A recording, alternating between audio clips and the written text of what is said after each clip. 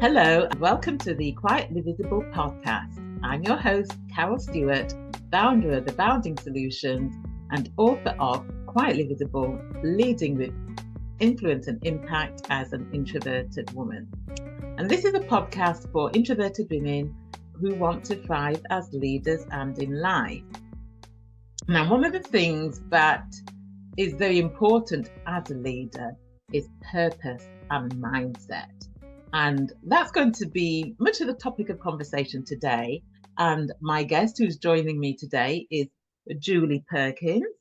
And who is Julie? Julie is the founder of Wyseminds, a platform dedicated to empowering female entrepreneurs to realize their full potential. With a rich background in business leadership, she played a pivotal role in expanding Specsavers into the Netherlands, gaining extensive experience in international business development. Julie's personal journey includes overcoming cancer, which has deepened her commitment to guiding others through challenges. She's also the author of The Wise Way and hosts her own podcast, sharing insights on business growth and personal resilience. So, hello, Julie, and welcome. Oh, well, thank you so much for having me, Carol. It's a pleasure to be here. And what an introduction. Thanks. Yeah, so before we get into the nitty-gritty, just tell us a bit more about who Julie is. Well, I come from quite a high-paced entrepreneurial family, which I think has shaped me a lot in the way that I look at life. As people say, there's business, there's private, but if you come from a big entrepreneurial family, there's just life, and it's just all bound into one sort of big ball. And I think that shaped me. I went to the Netherlands to open up Specsavers out there, so there's quite a slant of European in me now, even though my language ability is still quite poor. There's an essence of the spirit of Europe in me. So, yeah, and I've got a lot of energy to get out and about. I love the outdoors. Mhm. But I love building businesses. I Yeah. really do. It's like it's a hobby of mine, so to speak. Uh-huh. And so I want to talk about your experience of moving over to the Netherlands to open up a Specsavers. But before we do, how many businesses have you built and what sort of businesses interest you? Or Well, yeah. Other than Specsavers, there's this incredible gap for women opening their business, and they get it started and they love it and they love it, and then they sort of stop loving it. So they're not big enough to go for investment straight away. There's this sort of no man's land. And I heard so many stories about these really great ideas closing down. I thought that's where I'm going to put myself. So my platform's open to everybody, but personally, I've normally got about 10 to 15 businesses on the go working with women entrepreneurs. So Mhm. I'm not officially, I am guiding, put it that way. I obviously I run my own business, but I guide them to opening theirs. And well, it's just a world of great people working with. Mhm. So Yeah. So what was that like, sort of relocating to the Netherlands all those years ago and starting up a so did they was that the first Specsavers in the yes, Netherlands? Yeah. yeah, Uh-huh. it was the What? first one. And I must admit, I was talking to my godson's school yesterday, doing a business breakfast for them. And I said, when we went into the Netherlands, we had less than nothing. And they went, less than nothing? And I said, yes, because we went with the arrogancy that we'd be as good as we were in the UK over there. And we're sort of like, well, thank you for waiting for us. And we learned so much. And it was an incredible journey. And of Hmm. course, market leadership today. But that journey at the beginning was amazing, because you sort of land there thinking you'll just pick up and put down, and then you think, no, it's just like a blank piece of paper. And we learned Yeah. so much for all the other countries we're in now today. But I think I had to really draw upon, who I was as a leader in Hmm. order to, without any stores, reputation or brand, how do I open a brand in a country that wasn't waiting for us?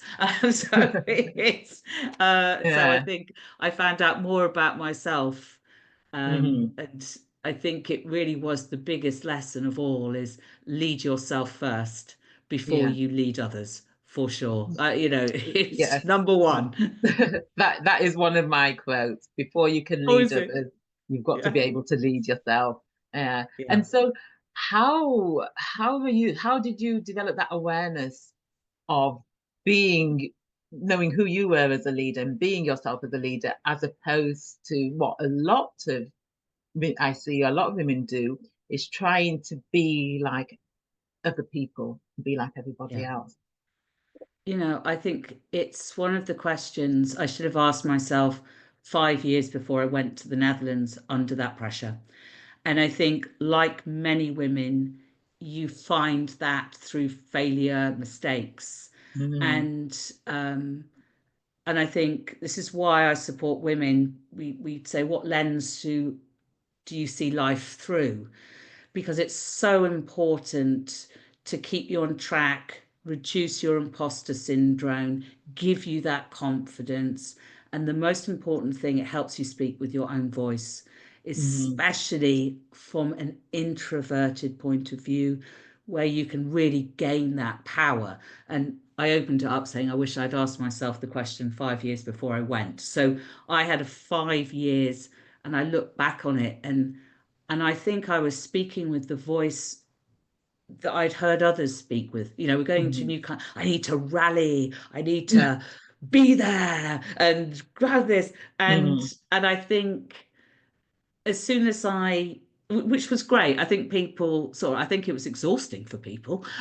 yeah. So, including myself, because I don't think it was authentically me. But, I thought in times of panic, I'll rally the troops. So, I was a young leader, and and I think once I found my own voice, what lens through life, what lens do I see life through? What are my top four values and what do they mean to me? And how can I put the essence of me onto something? How can I Mm, have space between me and what I'm doing? And that space, I always advise women entrepreneurs, is the greatest power you'll ever have. It's, yeah. and I know you speak of it in many terms in the podcast, that space to reflect, that space to take that step back, put your best self in. Mm, It's priceless. It really is. I didn't have that for 5 years. I put a time scale, so it could be longer. For some mm. people, it probably felt longer. But I think, Yeah. when you find it, you kind of think, oh, I feel so much more authentic in what I'm Hmm. doing now. Yeah. And I see that time and time again with women who and oftentimes it's when they get to a particular stage in their life and in their careers that they they can't pretend anymore. It's like it's too stressful, it's too exhausting to pretend to be something that they're not and to put on a persona and Yeah. act in ways that not aligned with who they are. Yeah. Yeah. And I think coming from a big entrepreneurial family, when we do the exercise about which are your top four values, we say, are they intrinsically given to you? Are they given to you by, we do this whole unraveling. Not like in a big way, it's all online, but there's some really Hmm. important questions because I said I come from a really big entrepreneurial family. And that's fast moving, fast pace, and you're picking up voices. How are other people who's celebrated in that company? Oh, right, so they're celebrating that. Therefore, I must, and it's very easy to draw in who you think you should be as that leader in charge. Hmm. And I think when you're not sure and you've got, oh my goodness, what is happening, you kind of draw upon the knowledge. And I always say, and I said to the pupils yesterday, find your voice and you can be guided, but when you can lead yourself, you can read all of these textbooks in the world, but you've got to have something to stick the information upon.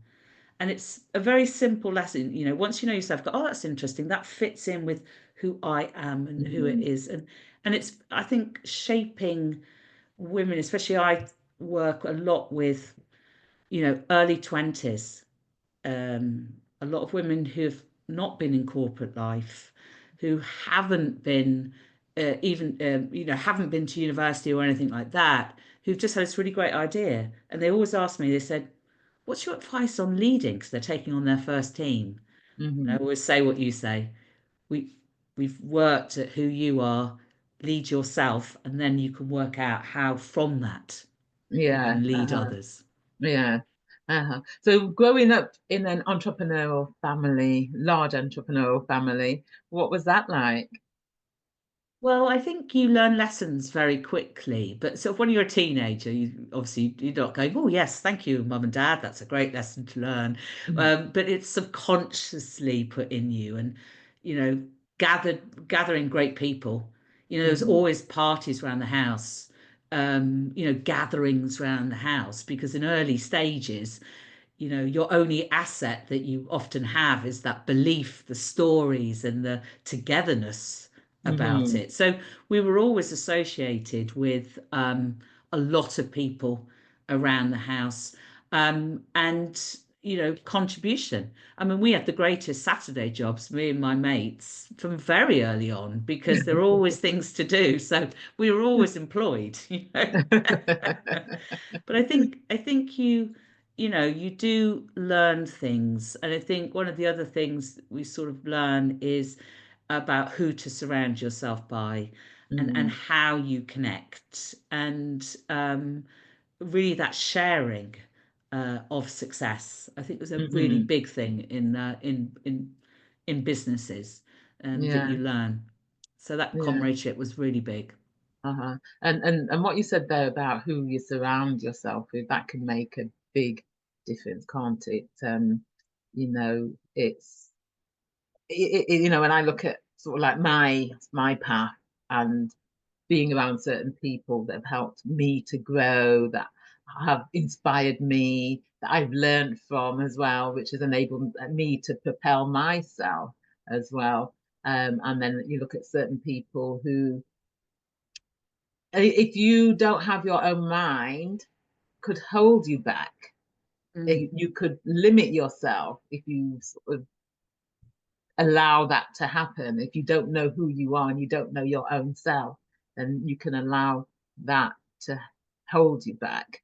Mm. Yeah, I think it's so very true. It's know who you are and how you fit in with other people, and and understanding that you want to surround yourself by a lot of different people. How do Hmm. you do that? How do you work with that? What's your personal ecosystem? What's your business ecosystem? Hmm. And especially in today's world, where businesses are not built in the old-fashioned way. Here's a piece of paper, and I will make that paper into a book, and we will Hmm. read it. And it's not linear anymore. And, especially in the sustainable world where I live in Amsterdam, a lot of the businesses are on sustainability, saving material, recycling, plastic free. Now, Hmm. these young people, they can't afford to employ those people that surround them, and they shouldn't, because that ecosystem gives them variety. So it's Hmm. really important to surround yourself by people that aren't exactly like you, but you've got to share something. And Yeah, often it comes in values. So that is definitely very interesting. Who do you surround yourself by, yeah. for sure? Uh-huh. And I think that surrounding yourself with people who are different, different outlooks, different views and perspectives, I think is good, because otherwise you end up with groupthink. If everybody thinks and acts the same, then you don't have Mm, the dynamics, you don't have the innovation, the creativity that you get yeah. when you are surrounded by people who look different to you, that think different to you as well. Yeah, and I think what we're talking about is this introvert power that we Hmm. have. Is that I sort of said I've listened to a lot of your podcast. I said it left me with many great questions to ask, and I look back at a lot of the women that I've worked with who are introverts, Hmm. and how when we power them up with the lens with which they see life, it gives them this added power of clarity, to know how to use that, to separate that from themselves, to gather people that they really need to grow their business. How Hmm. do they approach it? Well, they approach it through the sharing of these values, the that you believe the same as me, you can share the vision. So that space between themselves and their business becomes this powerful trough, Mm. this powerful space from which they can gather people from.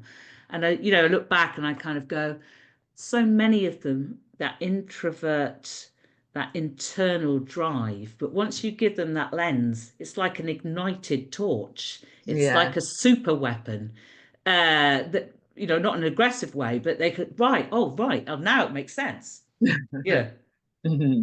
Yeah, and it's, that's something that I encourage introverted women to do is to see the superpower that is I their love that. introversion rather Yeah. than looking at it and thinking because society, the workplace will make you think that it isn't, that it's you need to be making noise, you need to be always speaking, that sort of thing, Mm. not being reflective, not having time just to be still and to think and reflect. And so looking at it as a superpower, then, when people make that switch in their minds and they get that aha moment, well, yes, this is my superpower. And, It's they're unstoppable. They become unstoppable. Mm. and also, it just sort of brings them clarity, and they sort of say, well, I may not be talking a lot or trying to sort of stand on a stage, but what I Hmm. say is pretty cool, very clear, and I know exactly what I need, Yeah. and that is very attractive Hmm. in a fast-moving business world, especially when part of your ecosystem is often teams that work in different countries, especially with Hmm. digital and tech. They need clarity. They need to know how they fit in and where, and they're not sat in front of you. So this Yeah. really is a superpower. It, you Yeah. know, it's an entrepreneurial superpower, but especially that if you're very good at internally powering yourself, Hmm. it's really is a winner. Yeah, I mean, the podcast has really got me thinking, I can tell you. It's been really uh, interesting to listen to. So yeah, yeah. across and Okay. beyond. It, so thanks for that. So on the topic of purpose, what does purpose mean to you, and why is it important? Yeah. Well, I think purpose is really the direction in which you want to take something. Hmm. And you've obviously got your personal purpose in life and you've got your business purpose. But, we always talk about business purpose, but I want to take this moment to talk about this personal purpose because, people say, well, how do you discover that? That's higher than all. And I say, but it's about constantly asking yourself questions about what you see and what you feel. And is that the most important thing that you feel? Is that the thing that you kind of get on your soapbox about? Mm. And mine is, um, I think everybody's story should be told. And then goes, well, what does Hmm. that mean? I said, it doesn't have to always mean something. It just is a feeling I have. It's thing in friendship, in family, and that's how I came through Wise Minds because I've translated it into I think that women tell their story through their businesses, and that's how I connect with there. But it touches everything that Hmm. I feel, I think everybody's got this incredible story to be heard. And if anyone's ever got in a taxi with me, I'll get a good story out of any taxi driver, if it's a long enough journey. But or joking apart, it's a higher purpose. Like it doesn't have to mean something, but it just sort of sits there as something that's really important. And Hmm. then I've gone on to translate it into helping women tell their story through their businesses. And I think Hmm. that is an incredible extension of ideas and Yeah. how we can portray what we're passionate about to making something amazing happen. Uh-huh. And I think that's how what purpose means for me. And I try and translate it to bring it alive in a story for all women that sort of cross my path. And they're pretty flipping good at it. And how did you discover your purpose, that that was your purpose?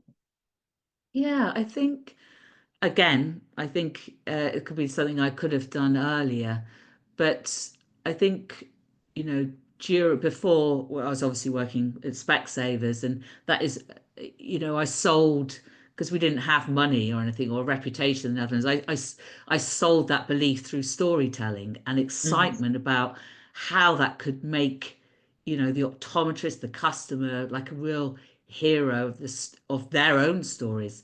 But I think for where Wise Minds, where I found it was just so prominent, I think, as I was thinking about Wise Minds, obviously during the time that I was very poorly, I think what really bugs me, what's going to bug me if I don't make it? What's going to be this thing that, and I'm sure so many people go through that question when they're facing the challenge of cancer, as Mm-hmm. many other things. And it was just this whole point of hearing these stories about women, um, starting their business and then closing them. And I said, when I sort of asked, so why do you close them occasionally? Why did you close them? What happened? And I said, well, it just wasn't working out. And I didn't want to be arrogant, but I thought, well, if we'd had the conversation 3 weeks ago, I could have said, oh, just 2 seconds, just don't do that, blah, blah, blah.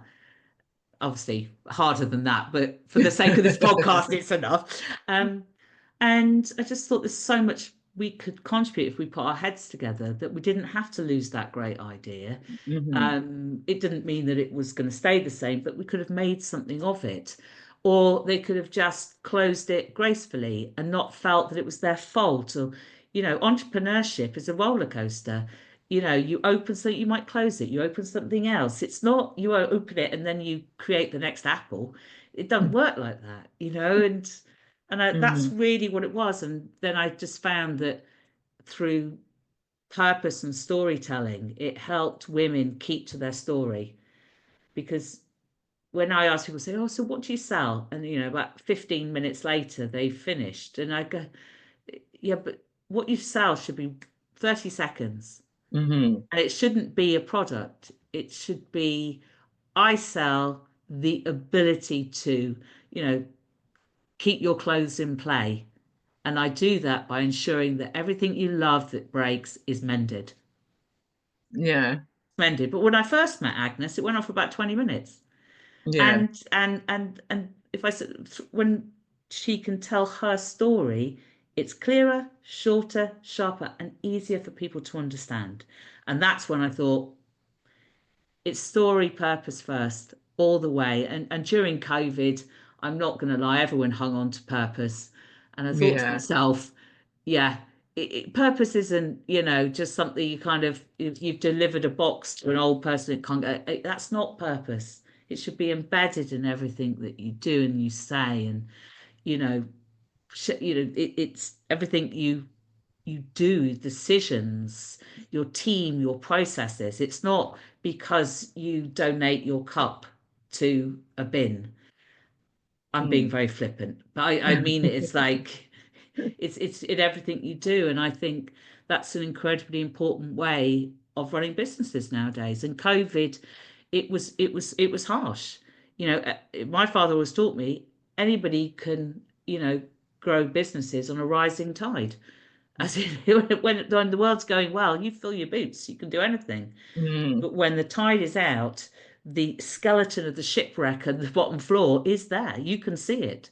And purpose is the sort of the bones of a company. And if the tide went out and yours was nowhere to be seen and buried in 8 foot of sand, it bit you. Yeah. It's it's Yes. and that's why I love it, because it came to life. It comes to life. It's those that succeeded in COVID were the ones that were purpose-led companies. And Yeah. And I think we're seeing, well, particularly since COVID, that we're seeing a need for people to work purposefully or work for organizations that are purpose led, that are driven by purpose. And I think particularly with a lot of the younger generations, like the Gen Zs, I think they're more likely to and I don't want to stereotype, but they're more likely to want to work with organisations that are purpose driven. Without a doubt, because it Mm-hmm, gives them purpose and it fits in with what they think. mm-hmm, And, you know, one of the hardest messages that I have to give, you know, young entrepreneurs, Gen Z, you know, entrepreneurs is, you know, we all love the world and we all want to save it, but it's not the total motivation why someone's going to buy your product. And mm-hmm, I honestly feel it's like breaking their heart. I said, there's something in between, and it's called selfishness. And I don't mean that in a negative way, but you've got to feed that customer. It's that customer, yeah, of course they want to save the world. We don't want to not save it. But mm-hmm. what's their motivation? What's the delight that's going to do it? And it's something to do with how it makes life better for them. Yeah. And yes, of course, I'm saving the world. And that was a Mm-hmm. really difficult message. So I think you're absolutely spot on. You've got to be seen to be taking the right choices for a lot of things, the world, for people, um, and um, and everything that we can do to sort of make that world better, whether it's the people, as I said, or the environment we Yeah. live in. Mm-hmm. Yeah. And when it comes to mindset, I think, and this is, what I think, if you're purpose driven, that makes a big difference when it comes to mindset as well. Well, what Mm. what are your thoughts around that? Wi- Without a doubt. I mean, entrepreneurship or getting businesses or being involved in business, it's not a career. Entrepreneurship is a mindset. It's the way you see opportunities, the action you take, the value that you want to give your customer. Now, if the power battery of that is purpose, you know, it's going to go a lot Mm-hmm. smoother than if you're just doing things. And that united picture, and the way that we can bring a lot of different generations together, or different people who think in a lot of different ways, if you unite on a picture of purpose led, the power of that Mm-hmm. sort of diversification is priceless. Yeah. but but because you need different ways of thinking, different people, different age, everything to make an amazing purpose-led picture happen. And I think that's what I see a lot in young startup companies, is there is no boundaries for who they'll get, you know, in their ecosystem. You know, you can sort of say, you know, I know somebody here, and they're like, yeah, bring them in, and it's just so fresh. It's just Uh-huh. Yeah. So wise minds, tell us about how that came about and how you got the name Wise Minds, how you came up with the name Wise Minds. I like it. Yeah. Well, originally it was called Wyseminds because me and myself and my friend were out one day in Amsterdam, sitting on the Amstel, and we were hearing these stories about women who are funded, but they kind of lost their drive and their story because the funding were telling them to do it a certain way, etc. I said, wouldn't it be good if we just could put all our heads together and make it better? And we were laughing, saying, well, it's a bit wise minds. And it was spelt with an I. And when I was waiting for my results for whether I had cancer or not, I thought I need to do something I find really difficult because I need to go and do a course for a couple of days that really is going to take my mind off it. And I'm not a Mhm. very good writer at all. I'm not a very good writer in English, but I thought I'm going to do a writing course. And there was one in Amsterdam, and I was sat there, and it was full of young people because it was writing for a website. So it's full of young people, and I was talking about wise minds, and he said, "Yeah." He said, "If you use an I, it makes you sound really old, and like you're an owl." And he said, "If you change it to a Y, it'd be better." And so I did. And I thought, actually, it's occurred to me that, and that's why it's called Wise Minds with a Y. Mhm. Mhm. Yeah. And what does Wise Minds do? Well, we support women to grow their businesses, obviously, onto the next growth wave. But what we've sort of twisted on its head because we believe that growth is down to the individual. There's not one way of growing businesses. So we wanted to really leave the founder in charge, which is why all of the tools are online. And we sort of, over the last 2 years, have built all these programs, about organizational purpose, how to put together the business canvas and finance now. So people can work at it at their own pace, and then they call upon us as guides, as the wise Mm-hmm. minds. So Okay. it's not the other way around, because we want to leave founders in charge of their journey. And then they go, oh, actually, I'm stuck. And then they can virtually call us and we're there. Yeah. And how long have you been doing that? I started during COVID, just Hmm. unofficially, because obviously I was in remission, so I couldn't go out. So I put an email out saying, anyone need help saving their businesses? And I was like thinking, well, and then I had like 10 people go, yes, please. And I was like, oh my gosh, I've got to get going then. So for 2 years, I just did it very informally during COVID. And then I thought this is something I absolutely love. And I started building it properly about 2.5 years ago. Oh, And it's just a lot of fun. The people I uh, meet are brilliant. yeah. I can see the passion in your Mm, face for it. And I love to see that people who are passionate about what they do. I think it makes a big difference, when you're yeah, I passionate really about enjoy what it. you do. Yeah. Uh-huh. And I know you sort of talked about like listening to the podcast and how that sort of got you thinking and so forth. And yeah, tell us a little bit about that. I mean, we've had conversations, I think, in my past about introvert and extrovert and what and who we are as people. I think amongst friends or in business, and it really got me asking questions like, who am I? Because I think people in the past, including myself, have always thought, well, Julie, as a leader, you're extrovert, and then it started making me think, am I? And who is? And it asked, sort of made me start thinking about some really important questions about people, situations, and who am I? And are am I an extrovert because I think that's what I should be in a Hmm. leadership position? How much of it has been a mask? And where is that style of communication and recovery? It's always the recovery conversations on your podcast that's made me sit up and think. Yeah, it's always the reflection. How do you recover from it? And then I thought to myself, actually, I really need that quiet time in recovery. And am I really liking parties, or have I got to have a quick gin and tonic before I go to get me there? And there's a lot of questions I don't know the answer, Mm. but I loved that curiosity that your podcast has left me with Yeah.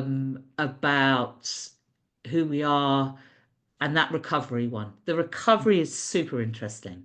Yes, yeah. Um, And I think it's so important, whether we identify as introverted or extroverted or ambivert. I think it's so important that we know ourselves, that we mm. know, what energizes us, what depletes our energies, when we need to be quiet, when we need to be still, when we need to be out there, and having that understanding of ourselves. And as we sort of touched on at the beginning, before you can lead others, you have to be able to lead yourself. And part of that is knowing and understanding yourself, I think. Oh, without a doubt. And that's you never stop learning on that. I Mm. think the values about the lens you see through life, which was the biggest shift for me, and one of the biggest shifts for a lot of women entrepreneurs that I work with, about that clarity, because it calms them down. It means they don't have to jump in and speak every time. They jump in and go, am I useful here with who I am? And I Mm. think that space is very important. But then to constantly ask questions, especially in a fast moving world, about how do I recover? What works for me? And have I Mm. taken it serious enough to incorporate a recovery strategy in my life? And I think that's what I've really have enjoyed, the curiosity that has put in me from the Hmm. podcast is, okay, right, Julie, you've got this forefront strategy, you've got this lens, and you really really support others to do it, but there's the other side of the coin as well, is that recovery and Yes. the knowledge there, that was really a reflective moment for me over the past couple of weeks of listening to the podcast, and it's been really enjoyable having that curiosity, to be honest. Oh, that's good. That's good. And so your book, tell us about your book. Well, I wrote a small book called The Wise Way, which is something that I look at for the journey of clarity in business, because we all open a business with passion, because we believe something can be better.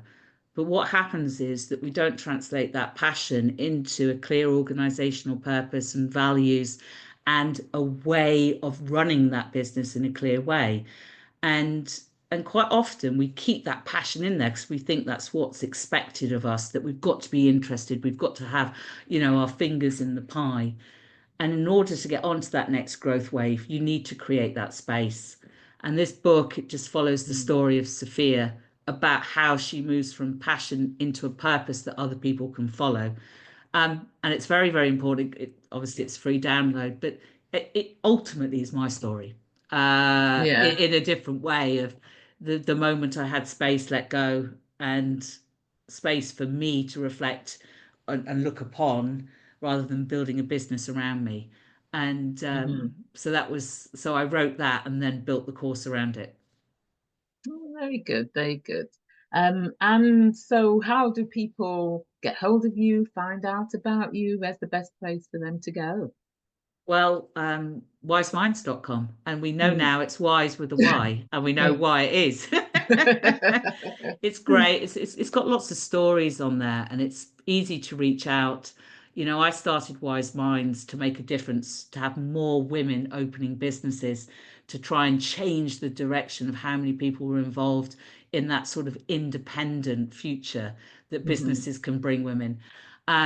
So I mean, there's virtual coffee you can call upon me for. There's a little sort of challenge you can do about how purpose led your company is now. And there's so many stories. A lot of it's just for free. You can join a free account, and the free introductory offer is enough to even never speak to me. So it'll get you through it. So it's fine. Oh, oh, thank you for that. So, listeners, do go check out Wise Minds, Wise with a Y, not an I. And yes, get Julie's ebook. So, thank you, Julie. It's been a very interesting conversation. Um, yes, given listeners a lot to think about, thinking about purpose, thinking about their knowing and understanding themselves and their superpowers. So yes, that's a lot of food for thought for the listeners. So thank you very much. Thank you so much for having me, Carol. It's been a brilliant conversation. I've really enjoyed it. Thank you. So listeners, do check Julie out. Go to wiseminds.com and consume all that she has got on there. And if you're looking to increase your confidence, influence, and impact, and you haven't completed the free assessment on my website, go to aboundingsolutions.com. Under free resources, there's an assessment that you can complete that will give you ideas about areas that you can focus on. And so until the next time, bye.